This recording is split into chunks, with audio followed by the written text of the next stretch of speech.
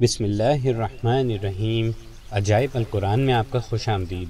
ہمارے آج کے ایپیسوڈ میں ہم جانیں گے کہ وہ کون سا شہر تھا جس کو اللہ تعالیٰ کے حکم سے الٹ پلٹ کر دیا گیا۔ آگے بڑھنے سے پہلے آپ سے گزارش کریں گے کہ اگر آپ نے ہمارے چینل کو اب تک سبسکرائب نہیں کیا ہے تو برائے مہربانی سبسکرائب کے بٹن کو پریس کر دیجئے اور ساتھ میں بیل آئیکن کو بھی پریس کر دیجئے تاکہ آپ کو تمام شائع ہونے والی معلومات بر وقت فراہم ہو سکیں۔ محترم ناظرین، یہ حضرت لوط علیہ السلام کا شہر صدوم ہے جو ملک شام میں صوبہ حمص کا ایک مشہور شہر ہے۔ حضرت لوط علیہ السلام بن حاران بن طارق یہ حضرت ابراہیم علیہ السلام کے بھتیجے ہیں۔ یہ لوگ عراق میں شہر بابل کے باشندے تھے۔ پھر حضرت ابراہیم علیہ السلام وہاں سے ہجرت کر کے فلسطین تشریف لے گئے اور حضرت لوط علیہ السلام ملک شام کے ایک شہر اردن میں مقیم ہو گئے، اور اللہ تعالیٰ نے آپ کو نبوت عطا فرما کر صدوم والوں کو ہدایت کے لیے بھیج دیا۔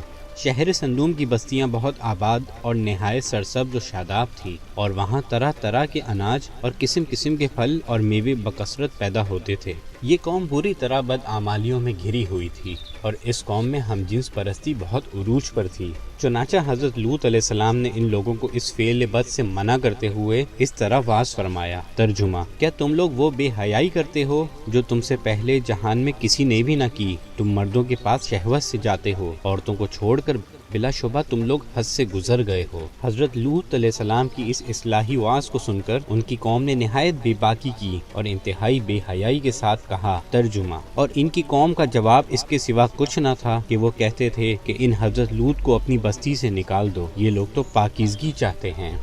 جب قوم لوط کی سرکشی اور بدفعلی قابل ہدایت نہ رہی تو اللہ تعالیٰ کا عذاب آ گیا۔ چنانچہ حضرت جبرائیل علیہ السلام چند فرشتوں کو اپنے ہمراہ لے کر آسمان سے اتر پڑے۔ پھر یہ فرشتے مہمان بن کر حضرت لوط علیہ السلام کے پاس پہنچے، اور یہ سب فرشتے بہت ہی حسین اور خوبصورت لڑکوں کی شکل میں تھے۔ ان مہمانوں کے حسن و جمال کو دیکھ کر اور قوم کی بدکاری کا خیال کر کے حضرت لوط علیہ السلام بہت فکر مند ہو گئے۔ تھوڑی دیر میں قوم کے بدفعلوں نے حضرت لوط علیہ السلام کے گھر کا محاصرہ کر لیا اور ان مہمانوں کے ساتھ بدفعلی کے ارادے سے دیوار پر چڑھنے لگے۔ حضرت لوط علیہ السلام نے نہایت دلسوزی کے ساتھ ان لوگوں کو سمجھانا اور اس برے کام سے منع کرنا شروع کر دیا، مگر یہ بدفعل اور سرکش قوم اپنے بیہودہ جواب اور برے اقدام سے باز نہ آئی۔ تو آپ اپنی تنہائی اور مہمانوں کے سامنے رسوائی سے تنگ دل ہو کر غمگین اور رنجیدہ ہو گئے۔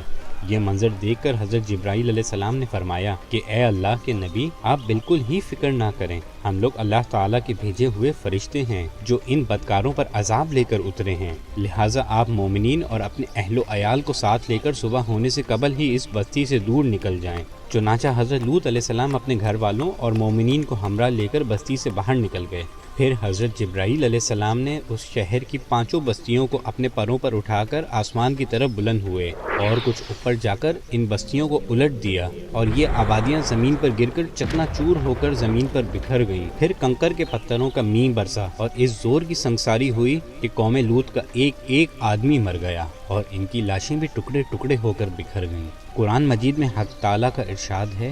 ترجمہ: ہم نے حضرت لوط اور ان کے گھر والوں کو نجات دی بجز ان کی ایک عورت کے کہ وہ رہ جانے والوں میں ہوئی، اور ہم نے ان پر ایک مینہ برسایا، تو دیکھ تو کیسا انجام ہوا مجرموں کا۔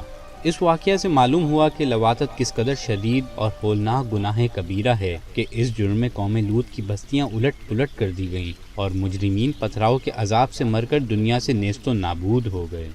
محترم ناظرین، ہمارے اگلے ایپیسوڈ میں ہم جانیں گے سامری کے بارے میں۔ تب تک اپنا خیال رکھیے۔ السلام علیکم ورحمۃ اللہ وبرکاتہ۔